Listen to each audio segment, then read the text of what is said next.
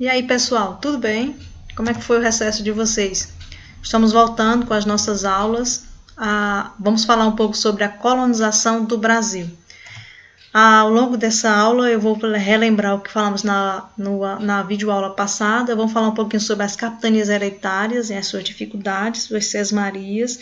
Vou falar um pouco sobre o governo geral, as câmaras municipais e homens bons, o trabalho escravizado dos indígenas e dos africanos, os engenhos e senhores de engenho. Então, esse é o roteiro do material que vamos trabalhar aqui hoje, tá bem? Lembrando que tem no livro de vocês, eu vou mandar o material para vocês em PDF também. Bom, relembrando, né? Na outra aula nós falamos sobre a chegada dos portugueses aqui ao Brasil, né? Eu falei da dificuldade de falarmos Brasil naquela época, porque ainda não era bem o Brasil, mas eles chegaram. Eles encontraram os povos indígenas, falei do contato desses povos indígenas, como foi difícil para os povos indígenas, né?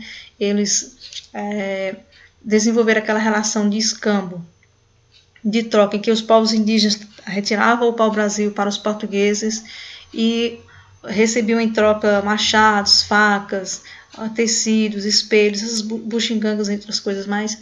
E isso não foi vantajoso para os índios quando eles não quiseram mais esse material, porque eles perceberam que estavam sendo explorados ou eles não se interessavam mais pelo trabalho. E aí veio o processo, veio os conflitos na escravidão. Até 1930, então, os portugueses vieram para cá, mantiveram esse contato com os povos indígenas, eles tomaram a posse, eles fizeram o reconhecimento dos territórios, né? E eles construíram algumas feitorias. Então, não havia ainda uma colonização de fato. A partir dessa data de 1530, então, os portugueses precisam decidir o que querem com a terra, porque havia outros povos que também tinham interesse, que também visitavam o litoral brasileiro, que já faziam contato com os povos indígenas, inclusive, também já faziam a retirada do pau-brasil. Povos como os ingleses e os franceses. Então, se os portugueses não se interessassem pelo Brasil, pela colonização efetiva do Brasil, pelo povoamento, eles poderiam perder esses territórios que haviam tomado posse. Então, os portugueses vão se interessar pela exploração do Brasil de uma forma mais sistemática, mais organizada, a partir de 1530. Um outro fator que levou os portugueses a se interessarem pelo Brasil foi a crise no comércio com o Oriente. Vocês devem lembrar que eu expliquei nas aulas passadas que os portugueses eles estavam num processo de expansão comercial, eles estavam se dirigindo para a Ásia, né, para onde hoje é Índia e China, as chamadas Índias Orientais, em busca das mercadorias. Então, o comércio estava em expansão. E aí eles ficaram nesse comércio por um tempo, né? E a partir de 1530, 1520, 1530, por aí, já não era tão mais lucrativo, então eles vão se voltar para o Brasil. Então, eles vão dar início à colonização, implantando aqui o sistema de capitanias hereditárias. As capitanias eram lotes de terras que o rei distribuía a pessoas de sua confiança. Eram grandes extensões de terra, vocês podem ver aí no mapa, né, um mapinha que tem capitanias hereditárias, um mapinha colorido. Observe aí onde tem Pernambuco. Então, para vocês terem uma ideia da extensão dessa terra, né, a capitania de Pernambuco, ela incluía quase todo o atual estado de Pernambuco, incluía todo o atual estado de Alagoas, parte do estado de Sergipe, parte do estado do Piauí, parte do estado do Maranhão e até a região norte, onde hoje é o Tocantins. Então, era um imenso território. O trabalho do capitão donatário, dessa pessoa que recebia esse território, era de promover o povoamento, era de fazer a exploração econômica, era de exercer o governo, o comando militar, né? E como era um território muito grande, ele também poderia conceder as sesmarias. O que eram as sesmarias? Eram lotes menores de terra que deviam ser desenvolvidos por colonos. Então, um exemplo disso é a nossa região aqui, Garanhuns, o Agreste Meridional, ela foi inicialmente uma sesmaria. Então, era uma área menor, né, comparada ao estado de Pernambuco, e que nessas áreas das sesmarias vão se desenvolver as fazendas mais adiante, certo? Em livros diferentes de história, vocês vão encontrar mapas diferentes também. Esse mapa que vocês estão vendo, né, tem um que as linhas são todas retinhas, né? esse mais colorido, e esse mapa, que é o do Jorge Pimentel Sintra, ele é um mapa mais atualizado. Então, só para a gente ver que tem mapas diferentes para representar as capitanias hereditárias. Os capitães donatários, uma vez recebendo essas terras, né, imensas quantidades de terra, grandes extensões de terras, eles passaram por algumas dificuldades, enfrentaram algumas dificuldades. Uma das principais dificuldades foi a falta de recurso dos donatários.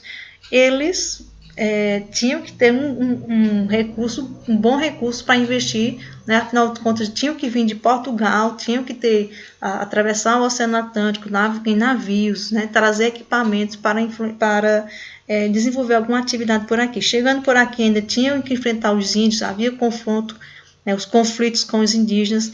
Então, o resultado é que muitas das capitanias não prosperaram. Na verdade, apenas duas deram certo, que foi a capitania de Pernambuco e a capitania de São Vicente, no atual estado de São Paulo. Essa aqui é uma imagem, né, de Recife, logo lá no início da colonização. Pernambuco foi um dos pontos onde começou a colonização, certo? Como eu disse, o regime de capitanias hereditárias não deu muito certo. Então, o governo de Portugal resolveu implantar o chamado governo geral. O próprio nome já sugere alguma coisa, né? Geral. Quer dizer, um governo para administrar todas as capitanias, ou pelo menos todas aquelas que não estavam funcionando muito bem. Esse governo geral, ele limitava um pouco o poder dos donatários, mas, por outro lado, ele criava as chamadas câmaras municipais. As câmaras municipais, elas, devemos considerar que já naquela época já havia algumas cidades, né, algumas vilas, né? Então as câmaras municipais eram como se fosse uma espécie de prefeitura, né? Não era bem uma câmara de vereadores, certo?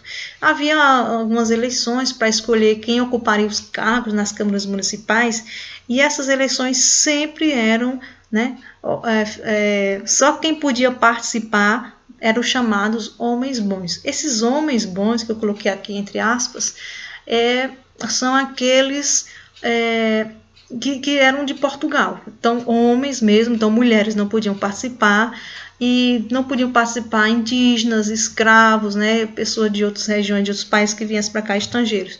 Então, resumisse aos portugueses mesmo, do sexo masculino. Quando eles vêm para cá, para a colonização, eles vão introduzir a cana-de-açúcar, o cultivo de cana-de-açúcar. Naquele momento, a cana era um produto viável, né? Produzir açúcar era uma atividade lucrativa. Então, eles vão começar a utilizar a escravidão dos povos indígenas. Na verdade, vão dar continuidade, né, com a escravidão dos povos indígenas. Mas a escravidão dos povos indígenas encontrava alguns problemas que eles tiveram que enfrentar.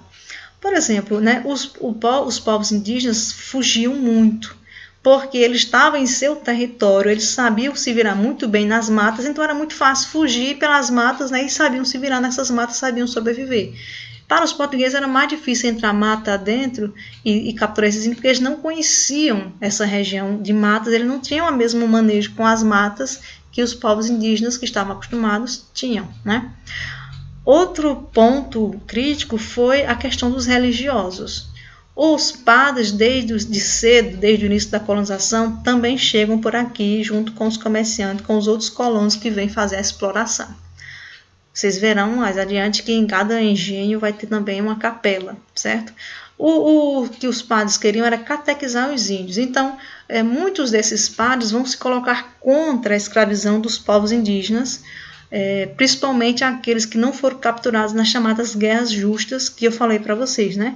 É chamada de guerra justa, mas na verdade não era bem uma guerra justa, era uma guerra contra aqueles povos indígenas que não estavam aceitando a colonização.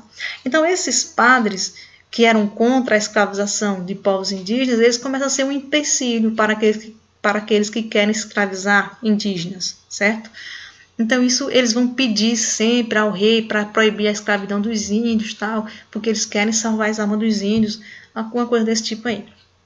E lembrando que eu coloquei aqui os religiosos e o projeto de colonização, os religiosos, mesmo quando eles se colocavam contra a escravidão dos povos indígenas, não quer dizer que eles eram contra o projeto de colonização dos portugueses, né? Os padres estavam aqui também para cooperar com a colonização, com o projeto de colonização. Eles podiam ser contra a escravidão de certos povos indígenas, mas não eram contra a escravidão de todos os povos, nem eram contra a escravidão e nem eram contra a escravidão dos povos de origem africana. Então vejam que eles só tinham um interesse mais restrito em certos povos indígenas, porque eles queriam catequizar, eles queriam novas almas, né? E outra coisa que nós não devemos esquecer é que esses padres, eles estão ali para ensinar a língua portuguesa aos povos indígenas, para ensinar a religião católica, para fazer a mudança dos costumes dos povos indígenas. Então eles estão ali também dentro do projeto, isso também faz parte do projeto de colonização. E esses padres, eles também exploram essa mão de obra indígena e em alguns momentos eles conseguem até mesmo grandes lucros com o trabalho dos povos indígenas, chegando a exportar aquilo que era produzido pelos povos indígenas, certo?